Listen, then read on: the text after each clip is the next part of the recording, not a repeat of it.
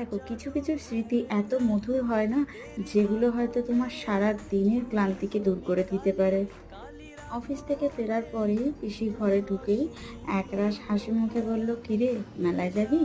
এই ছোট্ট একটা কথার মধ্যে কি যে আনন্দ লুকিয়েছিল, ভাষায় প্রকাশ করা যাবে না।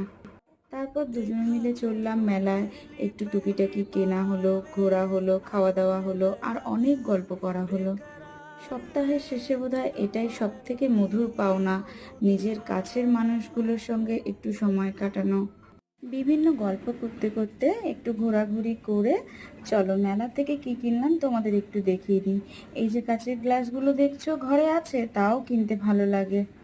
আর এই যে ছোট ছোট জিনিসগুলো দেখতে পাচ্ছ না, এটি হচ্ছে আমাদের বাড়ির ক্ষুদে সদস্য, মানে আমাদের গপু ভাইয়ের জন্য।